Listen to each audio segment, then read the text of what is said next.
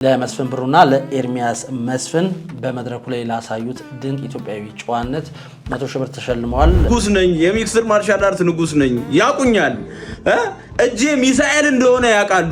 የሁለተኛው የኤምኤምኤ ጨዋታ በሴዶና በጆኒ ይካሄዳል። ለዚህም 5 ሚሊዮን ብር ኦፈር እንሰጣቸዋለን ማለት ነው። ያሸነፈ 4 ሚሊዮን ብር ይወስዳል፣ የተሸነፈ 1 ሚሊዮን ብር ይወስዳል። እቺ እንቁራሪት እኔን ጠራች አይደል? ለማንኛውም እኔ ማለት ነው ይሄ ልጅ አይመጥነኝም፣ ግን ለኢትዮጵያ ሕዝብ ብዬ ለሕዝቡ ብዬ ተዘጋጅ።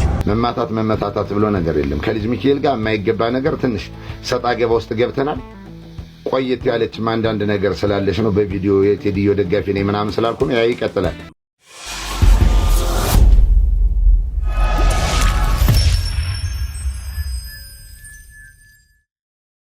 ሰላም ጤና ይስጥልን። የተከበራችሁና የተወዳችሁ ውድ ቤተሰቦቻችን እንዴት ናችሁልን? እንግዲህ ዛሬ በአዲስ መረጃ ተገናኝተናል። ይሄው ምንድነው አዳዲስ ነገሮች እየተሰሙ ነው። ከዚህ ከሚክስድ ማርሻል አርቱ ጋር ተያይዞ አዳዲስ ነገሮች እየወጡ ነው። እነሱን እንመለከታለን። ቅዳሜ ዕለት ነው በኢትዮጵያ የመጀመሪያው በኢትዮጵያ ታሪክ የመጀመሪያው የሚክስድ ማርሻል አርት እንግዲህ ግጥሚያ የተካሄደው። እንደዚሁም ሌሎችም ውድድሮች ነበሩ። እንግዲህ ወደ 4-5 የሚደርሱ ግጥሚያዎች ነበሩ። ከዛ ውስጥ ግን የብዙዎችን ትኩረት ስቦ የነበረው የሚክስድ ማርሻል አርቱ ፍልሚያ ነበረ። ያም እንግዲህ በጆኒ እና በንቃተ ህሊና መካከል ነበረ። ከዛ ጋር ተያይዞ አዳዲስ ጉዳዮች አሁን እየተሰሙ ነው። እነሱን እንመለከታለን። እንደዚሁም ልጅ ሚካኤል በዚህ ኢቨንት ላይ እንግዲህ ጸብ ውስጥ ገብቶ ነበረ። ለምንና እንዴት ከማ ጋር ጸብ ውስጥ ገብቷል የሚለውን እንመለከታለን። ለማንኛውም ይህን ቪዲዮም እንግዲህ ላይክ በማድረግ ተመልከቱት ማለት እንወዳለን። የተከታተላችሁን አብራችሁን ቆዩ። ከመሸጋገሪያ በኋላ ተመልሰን ስንገናኝ ቀደም ሲል የነገርኳችሁን እያንዳንዱ መረጃ እንመለከታለን። አዲስ ነገርም እንግዲህ ይኖራል በዚህ 4 ወር ውስጥ ተብሏል። ይህ አዲስ ነገር ምንድነው? እሱንም እንመለከታለን። አብራችሁን ቆዩ።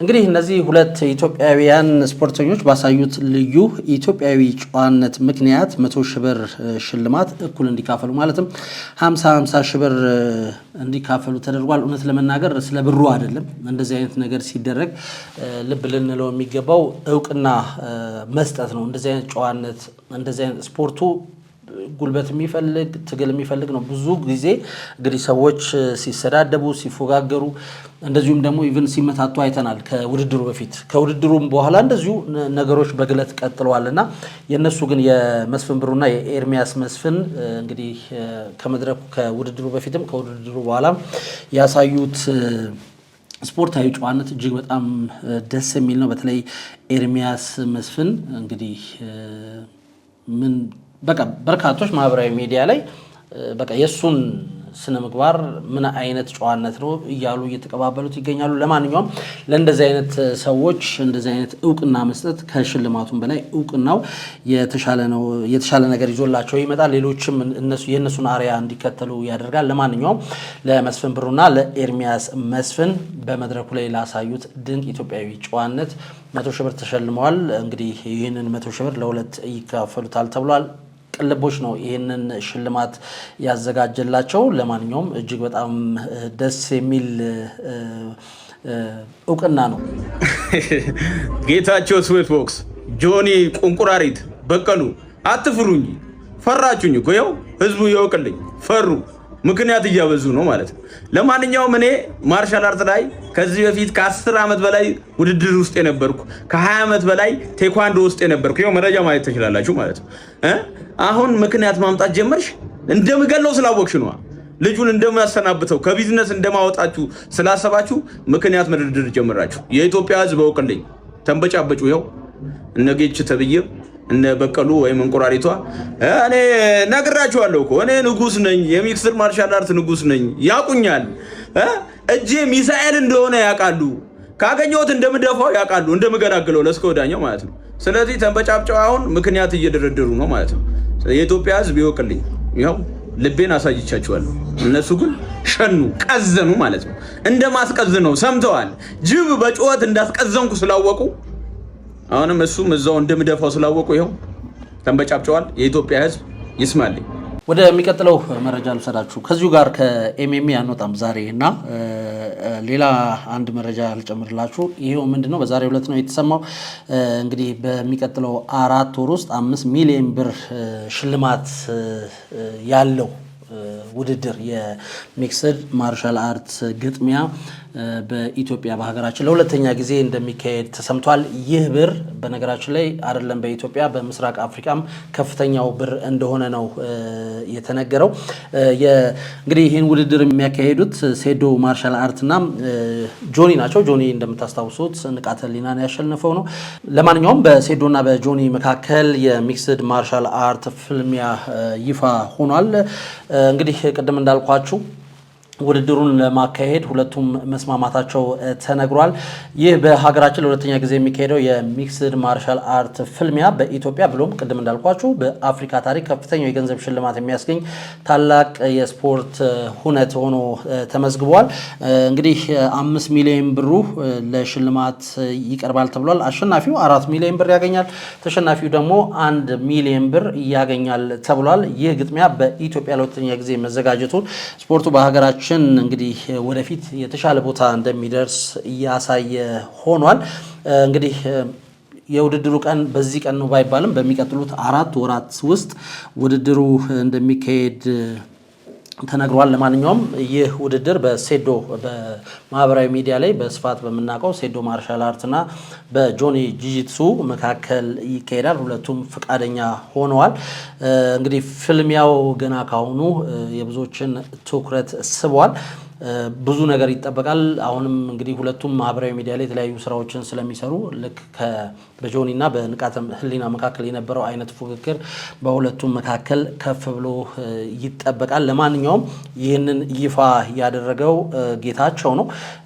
ቪዲዮን እንግዲህ አብረን እንከታተለው። ሁለተኛው የኤምኤምኤ ጨዋታ በሴዶና በጆኒ ይካሄዳል። ለዚህም 5 ሚሊዮን ብር ኦፈር እንሰጣቸዋለን ማለት ነው። ያሸነፈ 4 ሚሊዮን ብር ይወስዳል፣ የተሸነፈ 1 ሚሊዮን ብር ይወስዳል። ሴዶ ይህን ነገር ተቀብሏል። ስለዚህ ሴዶ ይገጥማል። ይህን ነገር የማደርገው ለምን እንደሆነ ነገራችሁ። ብር ኑሮን ገንዘብ ኑሮን አይደለም፣ ከእናንተ ከራሳችሁ ለምነን ቢሆን እንሸልማችኋለን። ወጣቱ ከስደት ከተለያየ አልባሌ ቦታና ከተለያየ ነገር መውጣት አለበት። እኛ ይሄ ነገር ስላልነበረ ይሄ አሁን እኛ ለሰዎች ወይም ለወጣቶቹ ያቀረብነው ነገር በጊዜው ስላልነበረ ተሰደን ኩላሊታችን ልናጣ ደርሰን ነበር። በጊዜው ወንድሞቻችን እህቶቻችን ስደት መከራ ይበላሉ እድል ስላጡ።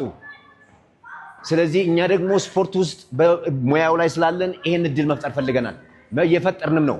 ስለዚህ የእናንተን ሰፖርት እንፈልጋለን። በደንብ ስፖርቱ እንዲያድግ፣ ወጣቶች ወደ ስፖርት እንዲሄዱ፣ ዓለም አገራቸውን እንዲያስጠሩ፣ ወጣ ብለው ብዙ ነገር ማየት እንዲችሉ፣ ሰዎች ተደባድበው ገንዘብ መስራት እንደሚችሉ ማሳያም እያሳየን ነው ማለት ነው። ሰፖርት ታደርጉን ይገባል። ሴዶ ተዘጋጅ፣ ጆኒ ተዘጋጅ። የመጀመሪያው በኢትዮጵያ ታሪክ አክቹሊ በኢስት አፍሪካም ሊሆን ይችላል 5 ሚሊዮን ብር የሚያሸልም የኤምኤምኤ ግጥሚያ በኔክስት 4 ወር ውስጥ ጠብቁ። ስቴይ ቲዩን። ታንክ ዩ። ያው ለማንኛውም አብረን እንደሰማነው ነው ድብድብ እውነት ለመናገር ፕሮፌሽናል በሆነ መንገድ ሲሆን ጥቅሞች አሉት፣ ዓለም ላይ የሚታወቅ ነው። ይህንን የምትመለከቱ ታዳጊዎች ካላችሁ ግን እንግዲህ ጥንቃቄ እንድታረጉ በአሰልጣኝ በኩል ትሬኒንግ ተደርጎ ነው ወደዚህ አይነት ውድድሮች የሚገባው። ስለዚህ ጥንቃቄ ሊደረግበት ይገባል። ድብድብ ሁሉ ገንዘብ አያመጣም። ነገር ግን ልክ እንደዚህ ፕሮፌሽናል በሆነ መንገድ በፕሮፌሽናል በሆኑ አሰልጣኞች ተሰልጥኖ ወደዚህ አይነት ውድድር መግባት ለሀገርም ለራስም ብዙ ጥቅም ይዞ ይመጣል። በርካታ ሀገሮች እንግዲህ በእንደዚህ አይነት ስፖርት በተለይ በሚክስድ ማርሻል አርት ሀገራቸውን ያሳወቁ አሉ። ብዙዎች ታውቀውበታል፣ ብዙዎች ገንዘብ ሰርተውበታል፣ ብዙዎች ሀብታም ሆነውበታል። ምንም ጥያቄ የለውም። ጌታቸውም እንዳለው እንግዲህ በርካታ ወጣቶች ሀገራችን ውስጥ ስራ በማጣት ወደ ሌላ ሀገር እየተሰደዱ ነው። ስለዚህ ሀገር ውስጥ ስራ ሰርቶ ሁሉም በየሙያው ስራን ሰርቶ መለወጥ እንደሚቻል ለማሳየት እንደዚህ አይነት ነገሮች ሊበረታቱ ይገባል። ይህም ነገር እንግዲህ በሀገራችን ትልቅ አብዮት ይዞ ይመጣል ብዬ አስባለሁ። በተለይ በስፖርቱ በዚህ በቦክሱ ዘርፍ ብዙ ነገሮች ይዞ ይመጣል። ጌታቸው እየሰሩ ላሉት ነገር ሊመሰገኑ ይገባል። እንደ መጀመሪያም አዘጋጅ እንደመሆናቸው ብዙ ችግሮች ሊኖሩት ይችላሉ። ነገር ግን ያን ሁሉ ተቋቁሞ እንደዚህ ሁለተኛ ሶስተኛ እየተባለ ሲኬድ እንግዲህ ብዙ ለውጦች ይመጣሉ። ሀገራችንም በዚህ ስፖርት የምትታወቅበት ነገር ይፈጠራል ለማለት ያህል ነው።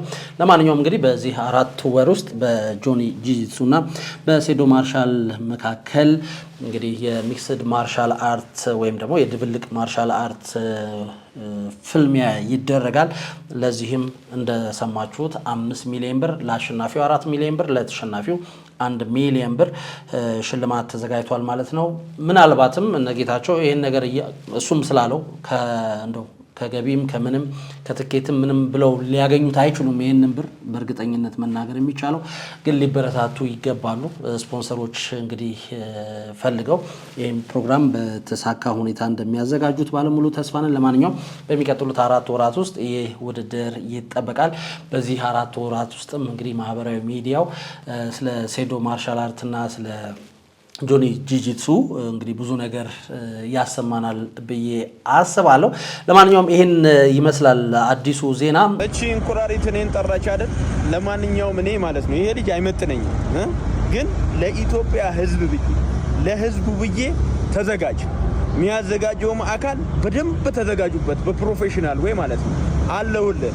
እኔ አንተ ከ5 ሰከንድ በላይ ከኔ ጋር ከቆየህ ጆኒ ተብዬው ወይም እንቁራሪቷ ማለት ነው ከ5 ሰከንድ በላይ እኔ ጋር ከቆየ በቃ እኔ ልዋረድ። ስለዚህ ተዘጋጅ፣ ለማንኛውም ተዘጋጅ። እኔ አሁን ሰሞኑ በቅርቡ የእንግሊዝ ፋይት አለኝ። ከዛ በኋላ ራስን አዘጋጅ፣ እረፍት አድርግ። ያለ ጊዜ ወይ 2 ወር ወይ 3 ወር ነው እዚህ ምድር ላይ ማለት ነው። በ5 ሰከንድ ውስጥ ጨርሳለሁ። ተዘጋጅ። ይዶን ነው የሚያጠው ለህዝቡ ብዬ ነው እንደማትችል ለማሳየት ማለት ነው። አንተ እንደማትችል የማይችል ሰው አሸነፍኩ ብለ እሪ ከረዩ ማርሻል አርት ምናምን እያልሽ ስለሆነ ስለ ማርሻል አርት ምንም ሙቀት ስለሌለ ተዘጋጅ፣ ሬዲ ሁን። አዘጋጆችም ተዘጋጁ፣ በደንብ በከባዱ ተዘጋጅ። አበሻ በከባዱ ማለት ነው። እኔ የኔን ቪዲዮ ላይ የኔን ውድድር ለማየት ቢያንስ 200,000 ሰው እንዲገባ ነው የምፈልገው። 200,000 ሰው ማለት ነው። የላ ተፈተል፣ ተዘጋጅ። አንቺ ማን ነበርሽ? ወይዘሮ ማን ነበርሽ? ወይዘሪት በቀሉ። ያለፈው ቅዳሜ በነበረው በዚህ ፕሮግራም ላይ ልጅ ሚካኤል እንግዲህ ጸብ ውስጥ ገብቶ ነበረ። ለምንና እንዴት የሚለውን ከማ ጋር ነው ጸብ ውስጥ የገባው የሚለውን ቪዲዮዎች ወጥተዋል። እነሱን አብረን እንከታተል። በርካቶች ግን ልጅ ሚካኤል እንደዚህ አይነት ነገር ውስጥ ሊገባ አይገባም የሚል ሀሳባቸውን ሰጥተዋል። ምክንያቱም እሱ ታዋቂ አርቲስት ነው፣ እንደዚህ አይነት ነገር ውስጥ መግባት ብዙ አስፈላጊ አይደለም የሚል ሀሳብን ሰጥተዋል። ነገር ግን ምንድነው የተፈጠረው ከማ ጋር ነው ጸብ ውስጥ የሚለውን ነገር ደግሞ አብረን እንከታተል።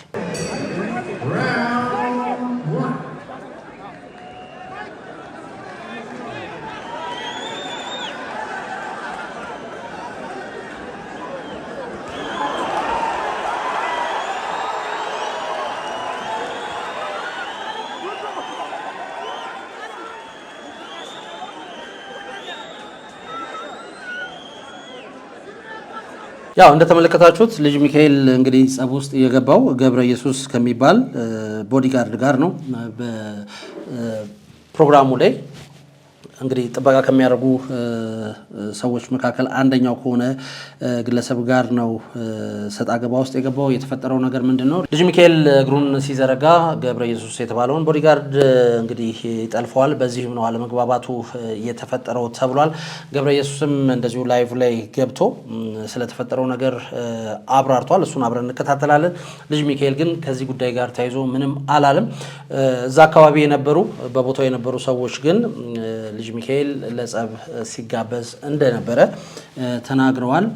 ጉዳዩ እዛ ጋር የተፈጠረው ብቻ ሳይሆን ሌላም ኬዝ እንዳለው ነው ብዙዎች የተናገሩት። ለማንኛውም እንግዲህ በልጅ ሚካኤልና ገብረ ኢየሱስ መካከል የተፈጠረው ይሄ ነው። ገብረ ኢየሱስስ ምን አለ የሚለውን አብረን እንከታተለው። ልጅ ሚካኤል መጣ እኔን ትቀልዳለህ? እኔ እኮ ገብረ ኢየሱስ ነኝ። ያ ልጅ ሚካኤል ጋር የማይገባ ሰጣ ገባ ውስጥ ገብተን ነበር። ያ ደግሞ ምንድነው የሆነው? እነ አንድ ቦክስ ተወዳዳሪ ያሉ እና አቡስ ነው ማሙሽ የሚባሉ ጻል ልጆች በዝረራ ይወጡት እነሱን ይጀሰድ በማውቅም ይሁን ባለማውቅ እግሩ አደናቅፎኝ ለምንድነው እግርን ሰብሰብ ማታረግ በሚል ተነጋግረን ነበር። በመሃላችን ሰው ገብቶ ነገሩን ፒስ አድርገናል። አፉም ተባብለናል። መመታታት ብሎ ነገር የለም። ከልጅ ሚካኤል ጋር የማይገባ ነገር ትንሽ ሰጣ ገባ ውስጥ ገብተናል። ቆየት ያለች አንዳንድ ነገር ስላለሽ ነው በቪዲዮ የቴዲዮ ደጋፊ ነኝ ምናምን ስላልኩ ነው። ያ ይቀጥላል። እኔ ከህዝብ ጎን ከሆኑ ድምጻውያንና ወጣቶች ጋር ነኝ። በስፖርቱም በሙዚቃውም በማርሻሉ መጣ በቡሽ ኢንተርቴይንመንቱም ከሀገር ጎን ከቆምክ ከሀገር ጋር ነኝ።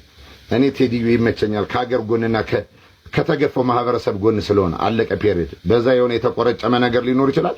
ማንም ምንም አያመጣም። ለምን ካልክ ተስፋ ያለው ዘፋኝና ገንዘብ ያለው ዘፋኝ ምንም ከሌለው ጋርድ ጋር ሊጣላ አይችልም። ፎር ዘ ፊውቸርም ስለማያዋጣ የሴኩሪቲ ኃላፊ እንደመሆነ መጠን ትላንትና የሚጋጠሙ ቦክሰኞች መንገድ እየመረው ሌፍት ራይት የሚባሉት እኔንም ውስጥ በማወቅ የሚሆን ባለማወቅ እግሩን ዘርግቷልና የተንኮል መስሎኝ ቦክሰኞችን ይጀሰድ እግሩን ዘርግቶ ለመጥለፍ እኛን ሲሞክር ሆን ብለህ ነው ወይ ምናምን ብዬ ሳወራው አይ ምናምን ብሎ የሆነ ቁጣ ነገር አሳየ። የማይገባ ነገር እንዳደረገና ሊያጣላ እንደሚችል ነገርኩት።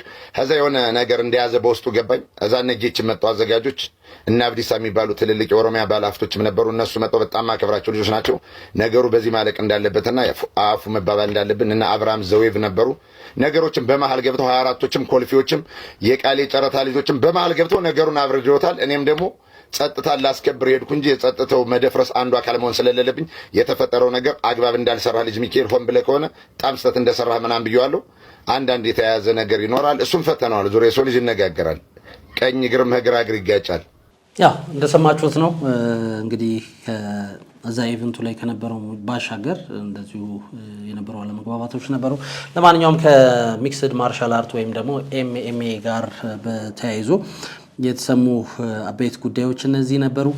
እንደዚህ ወደ እናንተ አደረስን። ለማንኛውም ግን ጌች ስዊት ቦክስ ሊበረታቱ ይገባል። ይህ ስፖርት በሀገራችን እንግዲህ ወደፊት አንድ እርምጃ መራመድ አለበት። እሱን ጌች አስጀምረዋል። ስለዚህ ለእነሱ ምስጋና ይገባቸዋል ማለት እወዳለሁ። ምክንያቱም በርካታ ወጣቶች በዚህ ስፖርት ውስጥ ማለፍ ይችላሉ። በርካታ እንግዲህ ታዋቂ ኢትዮጵያውያን ቦክሰኞች አሉ በሚክስድ ማርሻል አርትም ተወዳዳሪ የሆኑ በዓለም ላይ ሁሉ ቢኒያም ሹርቤን ማንሳት እንችላለን እና ይሄ ውድድር በሀገራችን እንደዚህ አይነት ገንዘብ እያስገኘ መካሄዱ ደግሞ የበለጠ ወጣቶች ወደዚህ ስፖርት እንዲሳቡ ያደርጋል። ጌታቸውም እንዳለው እንግዲህ በርካታ ወጣቶች ከሀገር ከሚሄዱ እዚሁ ሀገራቸው ላይ ሰርተው መለወጥ እንደሚችሉ ለማሳየትም ነው ይህንን ነገር እያደረግን ብሏል። ስለዚህ ሊበረታቱ ይገባሉ። ይህን ውድድር ለሚያዘጋጁት በሙሉ ምስጋና ይገባቸዋል።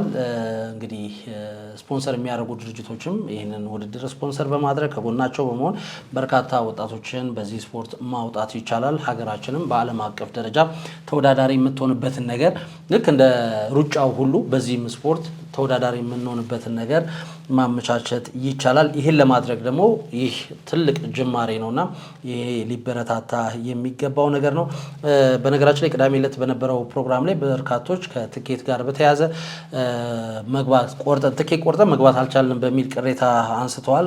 ጌታቸውም ይህን ተከትሎ ይቅርታ ጠይቋል። እንግዲህ እንደ መጀመሪያ አዘጋጅ እንደመሆናቸው የመጀመሪያቸውም እንደመሆኑ በርካታ ነገሮች ሊከሰቱ ይችላሉ። ወደፊት ግን እንደዚህ አይነት ነገሮች ባይኖሩ ትኬትም ሲቆረጥ በወንበር ልክ አዳራሹ መያዝ በሚችለው ልክ ቢሆን መልካም ነው። ምክንያቱም ሰዎች ላይ ይሄ እንደዚህ አይነት ነገሮች ቅሬታ ያሳድራሉ።